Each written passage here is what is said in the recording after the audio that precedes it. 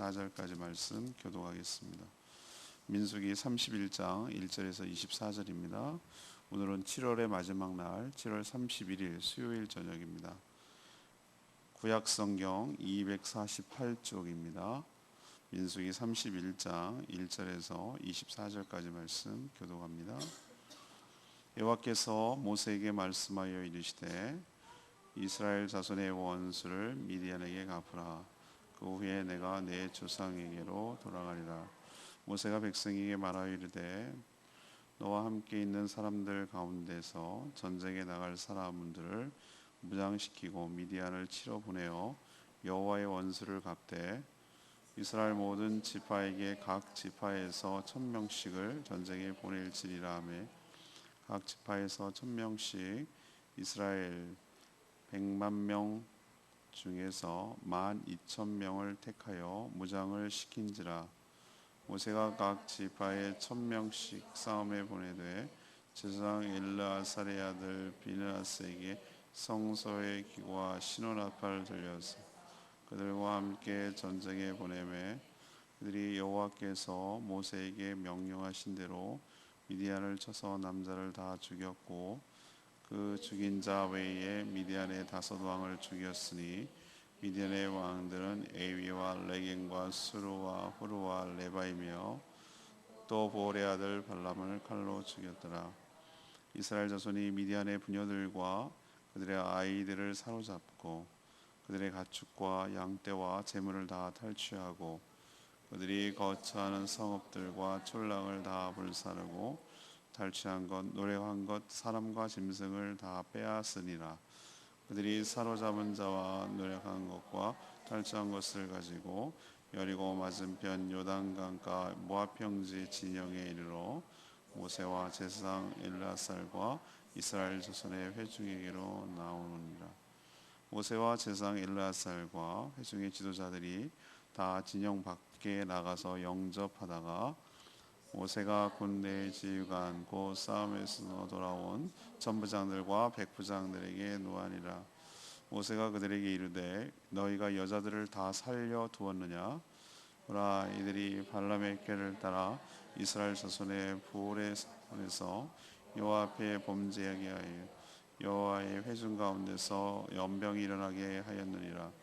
그러므로 아이들 중에서 남자는 다 죽이고 남자와 동침하여 사내를 아는 여자도 다 죽이고 남자와 동참하지 아니하여 사내를 알지 못하는 여자들은 다 너희를 위하여 살려둘 것이니라.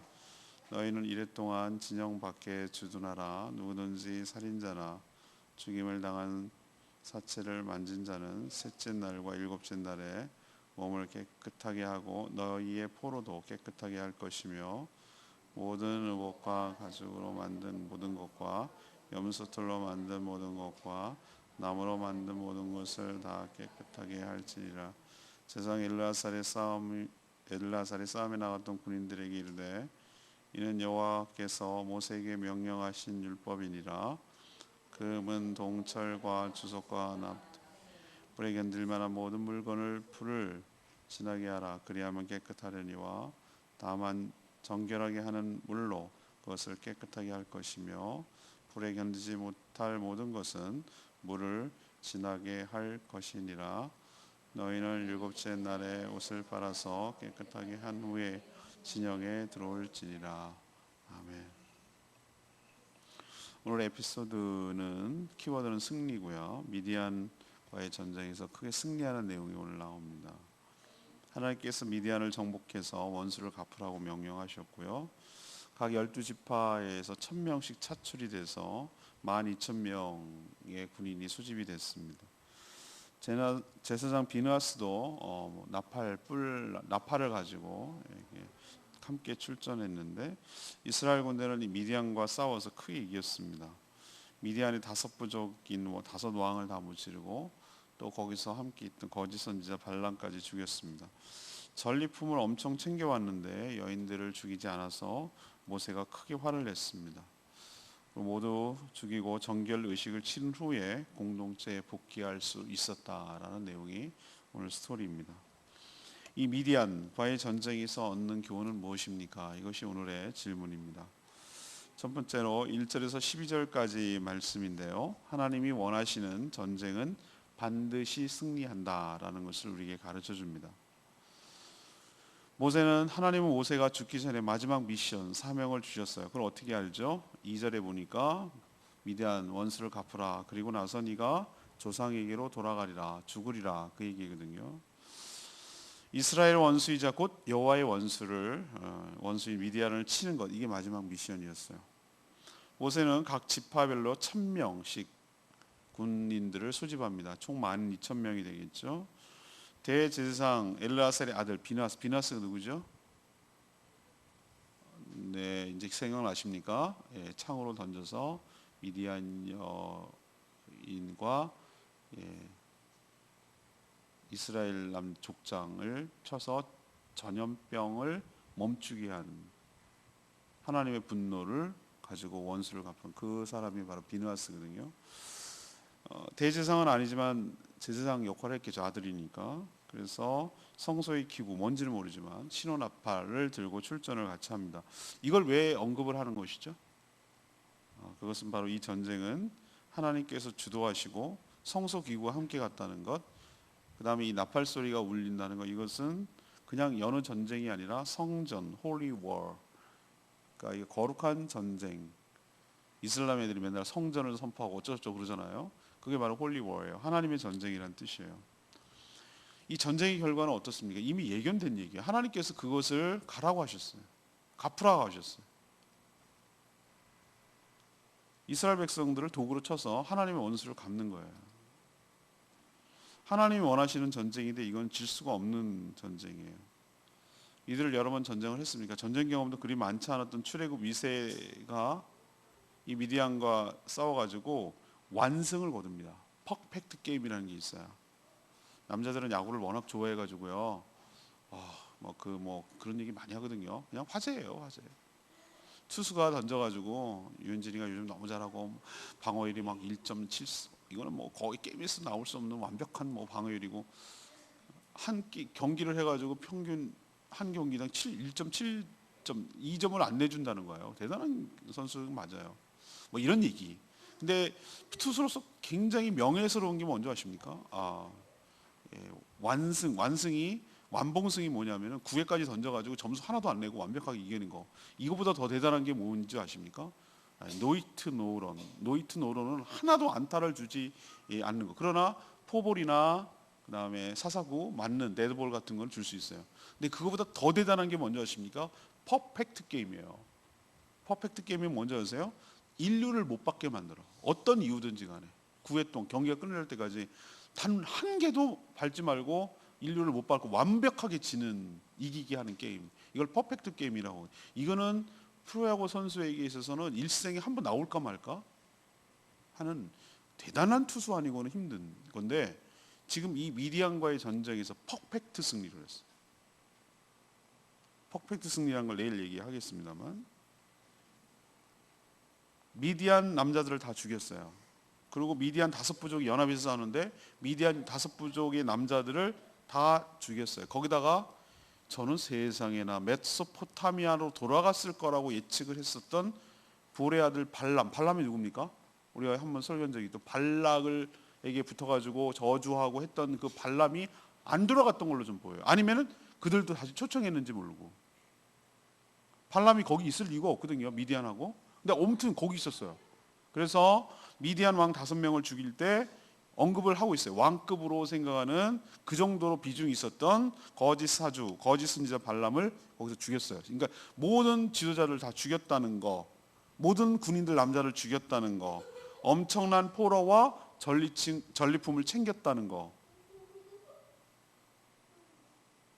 왜 완승인 줄 아세요? 내일 얘기하겠지만 이스라엘 군인들은 한 명도 안 죽었어요. 전쟁에서 그렇게 할 수가 없거든요.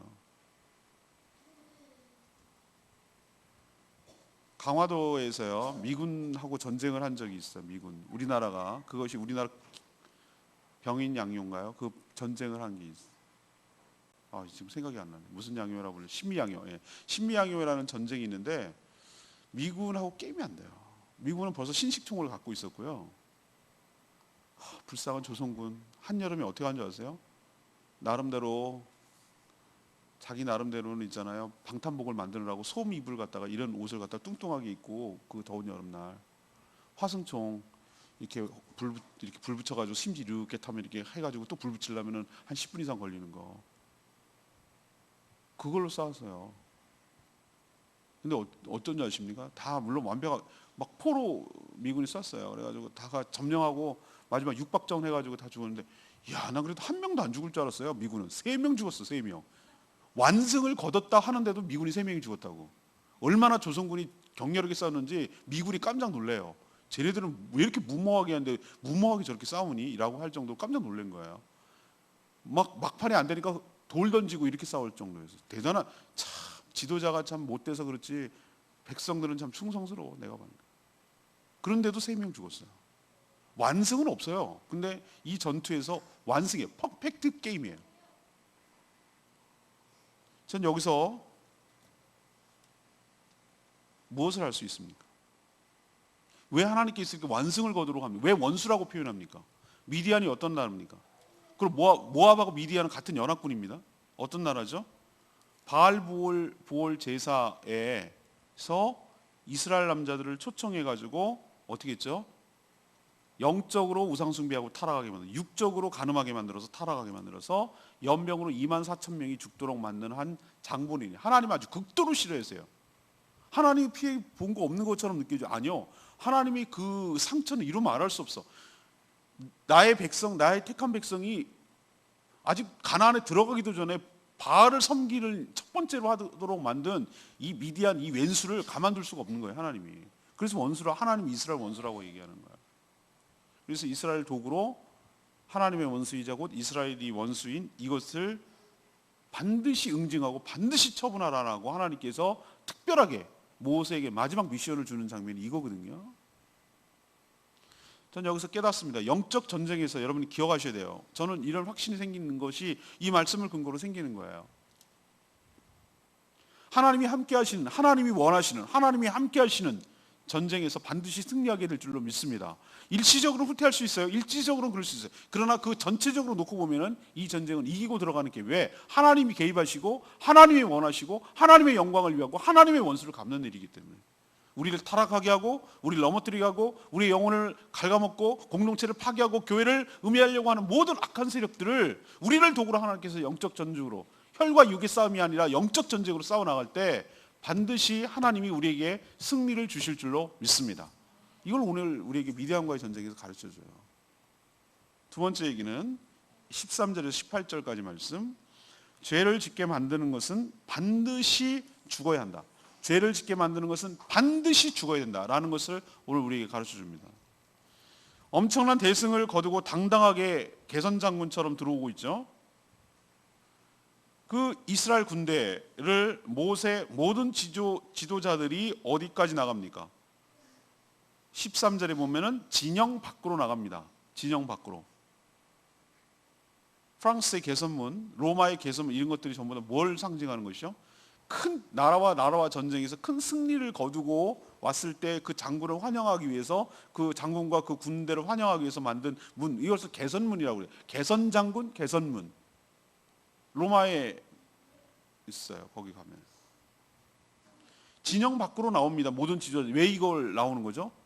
정말 기뻐하고 정말 축하할 일이니까. 우리도 지난번에 시진핑 맞을 때 김정은이 나오는 거 보세요. 공항까지 나와가지고 막, 이건 국가로서 최고의 예우를 해주는 거거든요. 국가 원수가 나와서 그 정도 급이면 그냥 외무장관 정도 나와서 영접하는 게 맞아요. 격 떨어지게 막 쪼르르 가가지고 어서 오세요, 이건 좀 국격이 떨어지거든요. 그래서 외무장관 정도가 맞고, 그 중앙에 들어와가지고 이렇게 영접하고 뭐 이 정도 급 돼야 되지, 너무 뭐 경박스럽게 이렇게 되는데, 얼마나 큰 승리를 거뒀으면 모세, 대제사장, 뭐 회중의 지도 다 나가, 진영 밖으로까지 나가서 그만큼 크게 기뻐하고 즐거워하는 큰 전쟁이었다 이거죠. 이걸 알 수 있어요. 근데 나가서 맞이하는 순간 모세가 막 크게 화를 냅니다. 이게 화를 낼 상황인가요 지금? 이 기쁜 상황에서 왜 화를 냈을까? 전쟁을 이끌었던 천부장, 백부장, 천부장이 아마 지파의 우두머리 정도 됐겠죠. 천부장, 백부장들이 미디안 여자들을 살려서 포로로 끌고 왔기 때문이에요. 당연해요. 이거는 상식적인 거예요. 그렇게 끌고 오는 거예요. 그래서 포로로 삼고 노예로 삼아요. 근데 왜 모세가 이렇게 버럭버럭 화를 냈죠? 영적과 화력까지 진영 밖으로 나가서까지. 아까 얘기했죠. 이번 미디안과의 전쟁을 시작하게 된 전쟁의 동기가 뭡니까? 이스라엘 백성들을 영적으로 육적으로 타락하게 만든 미디안을 제거하는 데 목적이 있어요. 타락하는 데 동원했던 자들이 누굽니까? 미디안 여자들이에요. 여자들이 유혹하고 성적으로 타락하게 만들고, 이 아이디어는 누가 줬습니까? 발람이 줬습니다. 발람이 준 걸 어떻게 합니까? 16절 봐라.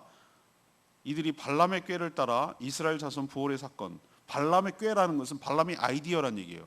저주가 안 통하니까 발람이 미디안과 발락과 이 미디안 다섯 왕에게 뭐라고 쏙닥쏙닥 거렸냐면, 쟤네가 취약점이 뭐냐면은 저주가 안 통한다니까. 그게 안 돼. 점괘가 안 나와. 요즘 식으로 말하면 저주가 안 돼. 막 이렇게 칼로 하고 막 그랬는데 안 되더라.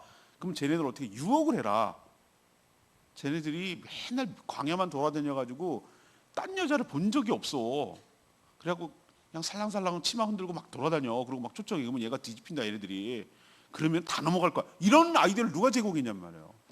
발람. 근데 거기에 동원된 여자들이 누굽니까? 미디안 여자들. 죄책감도 도덕성도 없어요. 국가를 위해서 희생할 수도 있겠지만 그렇게 해서 이스라엘 남자를 넘어뜨려가지고 육적으로 영적으로 타락하게 만든 이들 동원된 사람들이 미디안 여자들이란 말이에요. 근데 그걸 살려두고 데리고 왔다 이거예요. 그러니까 모세가 뭐 하는 거예요? 화가 나는 거예요. 화가.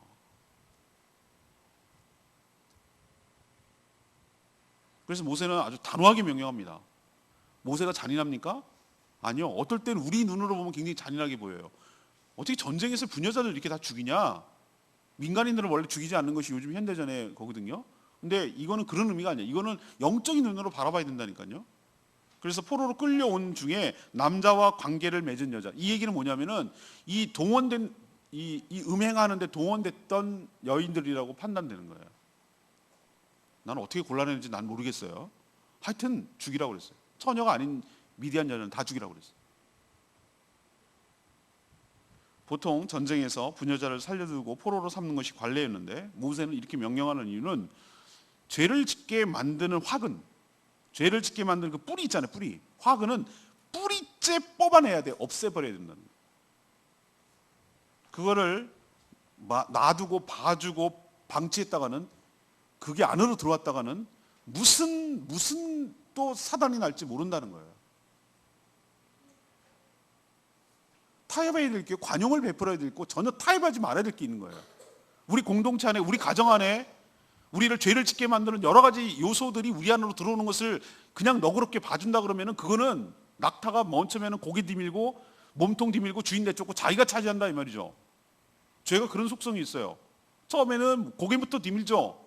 시작은 그렇게 해요. 그러나 내 삶을 장악해버리고 내 생각과 사고방식과 행동을 완전히 장악해서 누가 주인인지, 처음에는 내가 주인인 것처럼 보여요. 그러나 보십시오. 나중에 가면은 주인이 누구인지를 보면 알아요. 사단은 그 전략을 갖다가 트로이 목마처럼 거기다 우리에다 씹어놓는단 말이에요. 우리에게 여러 가지 습관이나 악습이라든지 잘못된 계속 반복되는 습관이라든지 계속 반복되는 나의 잘못된 행태라든지 언어든지 그게 행위든지 어떤 상황이든지 어떤 감정이든지 어떤 것든지 심어놓는단 말이에요. 거기 트로이 목마처럼.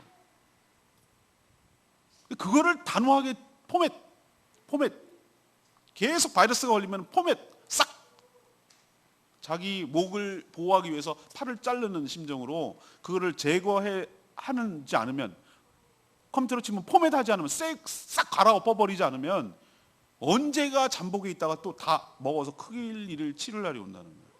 그런 의미에서 이것을 바라봐야 되는 것이죠. 그리고 하나님께서 죄에 대해서 어떻게 생각하는지 이 대목에서 알 수 있어요. 아주 단호해요. 아주 단호해요. 조금도 용납하지 않으세요. 그렇게 바라봐야지. 야, 피도 눈물도 없네. 인정사정 없네. 이래서 하나님은 참 잔인한 하나님이야. 뭐도 모르는 사람들이 이 성경 이 부분만 놓고서 뭐로 하나님은 뭐 전쟁이시고 잔인한 신이고 이렇게 얘기한다고. 정말 뭣도 모르는 소리, 뭣도 모르죠. 여러분, 이 대목에서 죄에서만큼은 동정하지 마시고 단호하게 내쳐야 될 줄로 압니다. 그게 나와 내 공동체가 사는 길인 줄로 믿습니다. 모세가 왜 화를 냈는지 잘 아셔야 돼요. 우리 안에 발이 들여놓지 않도록 좋지 않은 관습들, 언어 습관들, 분위기들 이런 것들이 우리 교회 안에 들어오지 않도록 눈을 부릅뜨고 막아서야 되고 막아내야 되고 그런 악습들이 계속 교회 안에 잔존하지 않도록 해야 돼요. 교회는 희한하죠. 제가 어떤 게 보냐면 첫 단추를 잘못 끼는 교회들 보면 그 단추가 계속 가더라고요. 그 교회 분위기라는 게 있어요. 문화라는 게 있어요. 거기서 넘어졌는데 또 넘어지더라고요. 참 그걸 뿌리를 뽑아내는 심정으로 그런 단호함이 우리에게 있어야 될 줄 압니다. 외과적 수술을 단행해야 되는 것이죠. 저도 눈다락지가 잘 안 나는데 어떨 때 너무 피곤하고 막 이래서 여러분 알다시피 뭐 했는데 그 선생님 그러잖아요. 의사 선생님이 목사님 이거 약 안 됩니다. 약 째야 됩니다. 참 남의 눈이라고 너무 쉽게 얘기하신다고 그랬더니 방법이 없습니다. 이거는 딱 째고 그냥 쫙 해가지고 다 걷어낸 다음에 딱 꼬매는 게 최고입니다. 참 외과 의사다운 얘기를 해요. 그죠? 남은 눈 쨘다리 겁이 나잖아요. 이거 아무리 눈은 아니지만 겁이 나잖아요. 그래도 뭐 그 어떻게 방법이 없다는데 그 약 발라도 안 되더라고. 뭐 별 방법을 써도 안 돼. 약 먹어도 안 되고 약 발라도 안 돼. 쨌지 뭐. 간호사 뭐 이러더라고요. 옆에서 내가 들었어요. 다. 난 마취해서 모르겠는데. 째고 꼬매고 하니까 며칠 뒤에 다 낫더라고 진짜. 제가 거기서 깨달은 거 이거에 외과적 수술을 단행하는 거예요. 없애야 돼. 화근을 없애야 돼. 그게 그건 살이 아니거든. 고름은 살이 아니에요. 잘라내야 돼. 그런 마음을 가지고 모세가 단행한 거예요. 그게 다 사는 길이에요. 다 사는 길이에요. 여러분도 죄를 짓게 만드는 요소, 그것이 내 개인적인 것일 수도 있고요, 공동체적인 것일 수도 있어요. 개인의 죄를 타고 들어와서 공동체에 오염시킬 수 있는 거고요. 내가 뭔지 어떻게 내가 오염되는지 바이러스에 감염되는지 어떻게 하는지 아세요? 내가 그 부분에 대해서 자꾸 딱 떨어뜨리지 못해. 반복되고 계속 이렇게 주기적으로 간헐적으로 계속 반복돼. 그게 죄인 줄 알면서 안 떨어져 나가요. 그 알겠어. 그것 때문에 내가 얼마나 힘들고 어렵고 여러 가지 문제를 일으킨다는 걸 알면서도 여전히 그것이 남아 있다면 그게 바로 여러분은 잠복되어 있고 걸린 거예요, 바이러스에. 그리고 또 하나는 그게 내 생활을 지배하려고 해요. 그게 내 삶을, 생각을, 말을, 언어 습관을 이런 것들을 딱 지배하려고 한다면 그거는 치명적인 사단이 트로이 목마처럼 심어놓은 거예요. 그거 끊어내야 돼요. 안 그러면 나도 죽고 우리 가정도 죽고 우리 교회도 죽을 수 있어요. 그런 것을 오늘 우리에게 정확하게 모세가 보여주고 있는 거예요. 그러니까 여러분도 다른 것만큼 몰라도 죄에 대해서는 단호한 저와 여러분 되기를 소망합니다. 세 번째는 뭐냐? 19절에 24절이에요. 항상 공동체를 정결케 하는데 힘써야 된다는 걸 우리 가르쳐 줍니다. 미디안과의 전쟁에 참여했던 모든 군인들은요, 곧바로 진영 안으로 들어올 수 있었습니까? 아니, 없었습니다. 왜 그렇습니까? 전리품도 가져올 수 없었어요. 왜 그럴까요? 이미 여러분 민수기 19장에서 저랑 같이 묵상한 적 있죠? 정결 예시, 정결법에 대해서 기억납니까? 하나님께서 물 만들으라고 했죠. 재로 물을 만들으라고 했죠. 그걸 따로 별도로 보관하라고 그랬잖아요. 31장쯤 되니까 이제는 19장 얘기는 뭔 얘기? 뭐 이런 표정을 짓고 있는데, 그러니 뭐 다음번에 갈라디아서 할 때는 처음 하는 얘기겠죠, 그죠? 있었어요. 얘기했어요. 제가 물을 정결하게 만드는 물을 만들 수 있는 소스를 만들어 놓으라고, 이런 걸 대비하는 거예요. 근데 정결하게 대표적으로 오염되는 게 대표적인 케이스가 뭐라고 그랬어요? 시체를 만진 경우라고 그랬어요. 시체를 만지면은 7일 동안 진영 밖에 있어야 된다고 그랬어요. 그리고 3일과 7일 이 아까 만들어 놓은 탄 물로 뭐 해야 돼요? 씻고, 그다음 마지막에 목욕하고, 또 옷 있잖아요. 옷 이것을 세탁하고, 그래야 안에 들어올 수 있었어요. 제가 어떻겠습니까? 오늘 하루 종일 오늘 3일 동안 하고 눈이 안 떠져. 지금 눈이 안 떠져. 직사광선 선글라스가 망가져가지고 그걸 못 끼는 바람에 태양광선을 너무 많이 빼고 땡볕을 맞았더니, 근데 어떻게 해요? 그 복장으로 여기 와서 말씀을 전하라고요? 녹화하는데? 홀라당 다 벗고 왔지 뭐. 목욕 제기하고 그 바쁜 와중에, 그리고 올 수밖에 없는 거예요. 그들이 진영 안으로 들어오기 위해서는 이런 정결 예식을 거쳐야 됐어요. 자, 그러면 이게 왜 시체를 만졌다고 하죠? 아니, 생각해 보세요. 미디안을 다 죽였으면 시체를 안 만지고 어떻게 이기냐고. 전리품을 챙기려면 시체를 어떻게 안 만지고 전리품을 챙기냐 이거예요. 말도 안 되거든요. 그래서 모두 다 시체를 접촉한 남자들 이런 했어요. 왜 이렇게 얘기합니까? 들뜬 나머지, 승리에 도취된 나머지 하나님의 율법을 어길 수 있는 것을 미연에 차단하기 위한. 우리도 있잖아요. 잘된 일, 좋은 일 하다가 결정적인 때 하다가 실수하는 경우가 뭐냐면은 막 들떴어요. 막 잘 나가거든요, 요즘. 막 이렇게 기분이 좋거든요. 업돼 있거든요. 그럴 때가 한 번에 넘어가거든요. 하나님께서 그걸 막기 위해서 이 원칙대로 정결 예식을 정확하게 하기 위해서 진영 밖으로 먼저 나가는지도 몰라요. 지도자들이 가서 못 들어오게 하려고. 전부 다 너네들은 어떻게 했냐? 거기 있어. 3일 동안, 7일 동안 3, 7 하고 다 해.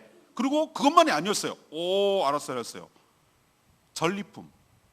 전리품도 적들이 사용하던 것이기 때문에 그대로 전리품, 그냥 쓰던 게 뭐 중립이지, 무기가 어디 눈 달렸나?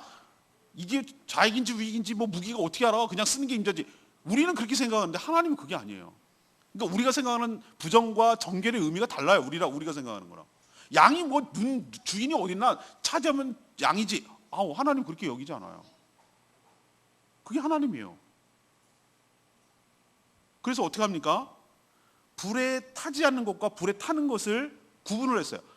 불에 타는 거는 어떻게 합니까? 타면 없어지면 소용없으니까 불에 타는 거는 물을 통과시켰어요. 물을.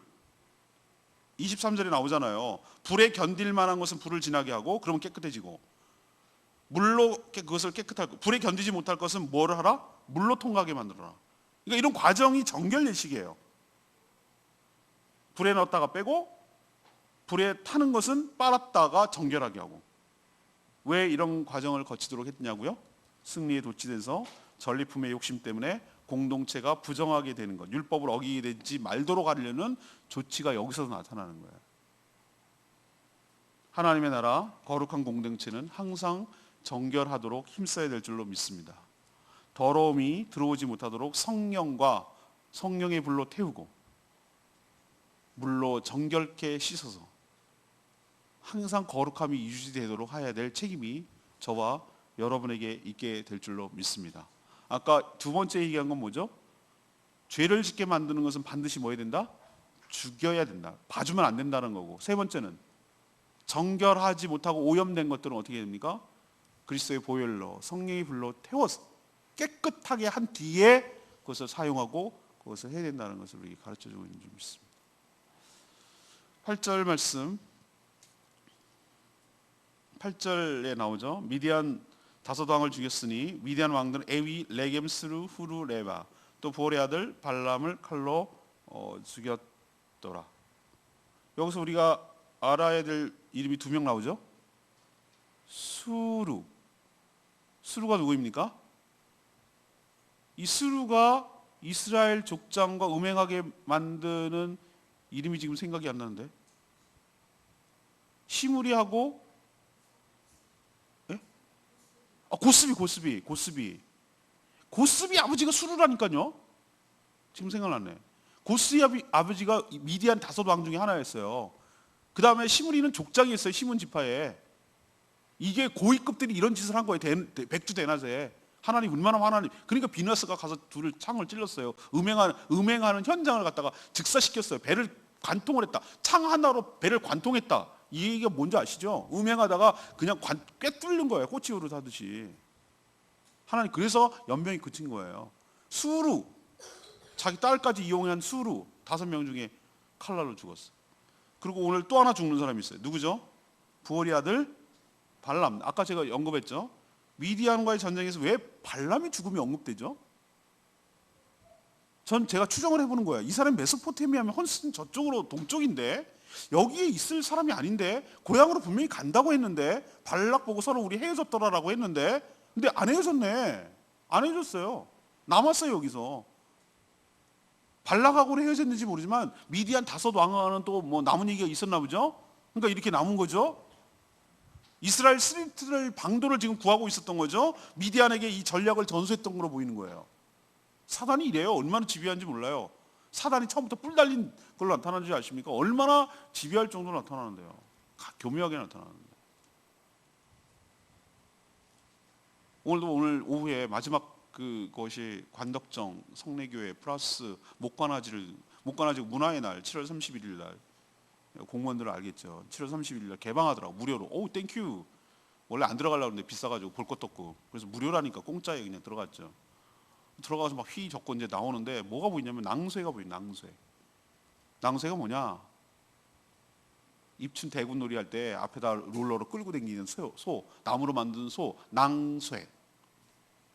요즘 저도 많이 이제 제조가 늘었어요. 나무소 낭쇠 2마리가 있더라고. 잘 만들었어요. 근사하게.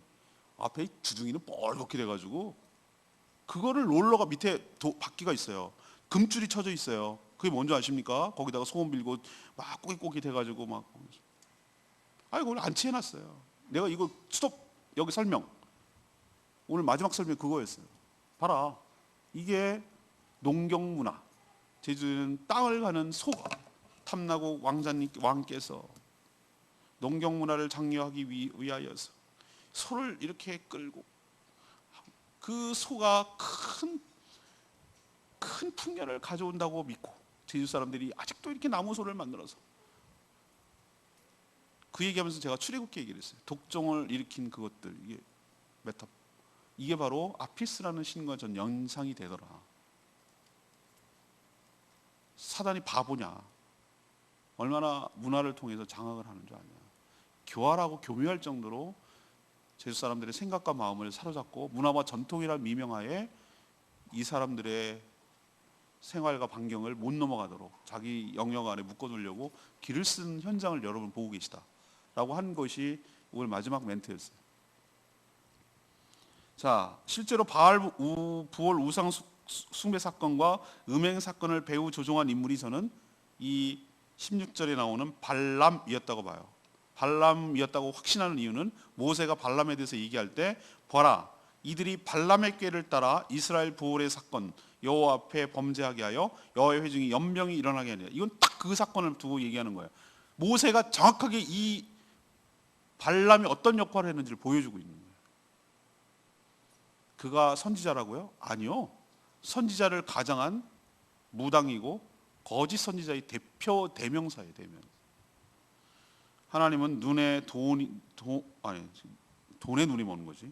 돈의 눈이 멀어서 움직일 때 죽이지 않았지만 결국은 이렇게 그 죄값을 반드시 치르게 한다라는 것을 오늘 이것을 보여주려고 하나님께서 보여주려고 이스라엘 백성들을 저주하고 이스라엘 백성들을 죄짓게 만들고 이스라엘 백성들을 연병에 들어서 죽게 한 그 죄값이 얼마나 큰지를 보여주기 위해서 이 발람의 죽음에 대해서 칼날로 죽이니라 라고 언급하는 이유는 죄는 짓게 만드는 인간 사단은 악한 세력들은 반드시 응징하고 하나님께 죽인다라는 것을 보여주려고 이 얘기를 쓴 것이 아닐까라고 한 거예요. 우리도 마찬가지예요.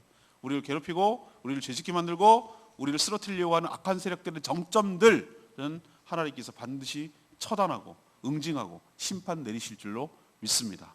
하나님께 맡기시고 기다리세요. 자, 오늘 미디안 얘기를 했는데요. 오늘 3가지 얘기했습니다. 미디안 이 전쟁에서 얻는 교훈은 뭐냐는 거예요.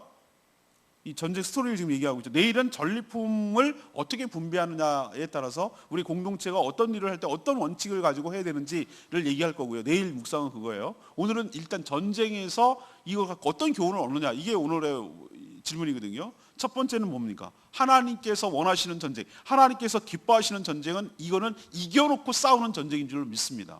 우리가 영적 전쟁이 그렇다는 거예요. 우리가 하나님께서 기뻐하시는 전쟁이 뭔지 아세요?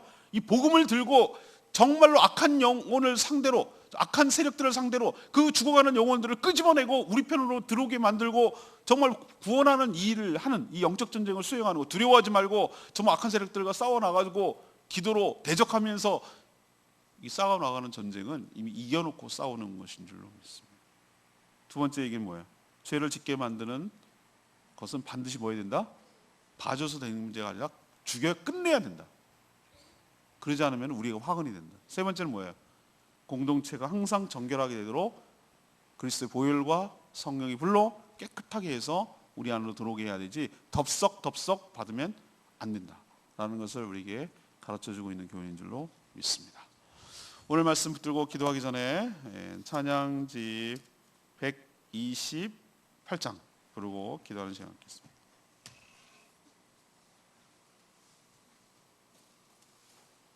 찬양집 128장 문들아 머리 들어라. 주님께서 들어가십니다. 영광의 왕, 강하고 능하신 주, 전쟁에 능하신 주님, 위대한 왕께 만세. 우리에게 승리를 주시는 주님께 영광을 돌리는 시간 되기를 원합니다.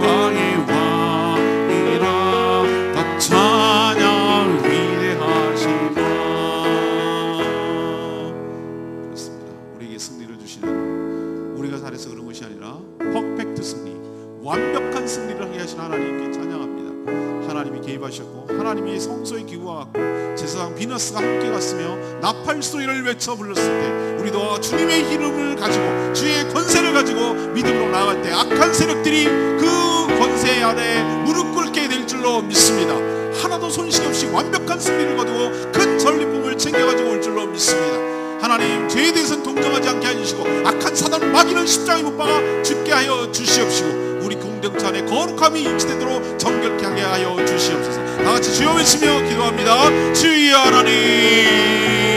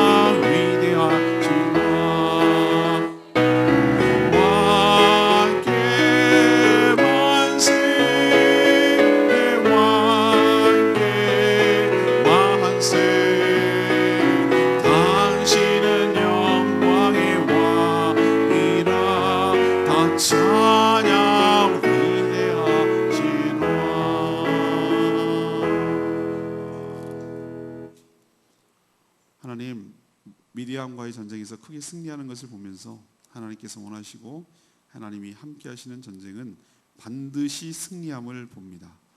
하나님의 백성을 타락하게 만들고 죄짓게 만드는 악한 세력은 반드시 하나님의 응징을 받고 심판받아 멸망하게 될 줄로 믿습니다. 저희도 죄에 대해서 조금도 타협하지 않게 하시고 단호하게 죽여 없애게 하여 주시옵소서. 우리 교회 공동체 안으로 들어오려는 더럽고 추악한 것들이 들어오지 않도록 눈을 부릅뜨고 막게 하여 주시고 말씀과 성령으로 정결케 하여 주시옵소서. 예수 그리스도의 보혈로 깨끗이 써 거룩하고 정결한 공동체, 주님의 신부가 되게 하여 주시옵소서. 오늘도 하나님 앞에 간구하고 기도하는 모든 것들마다 응답하여 주시기를 원하옵고 예수 그리스도의 이름으로 축복하며 기도합니다. 아멘.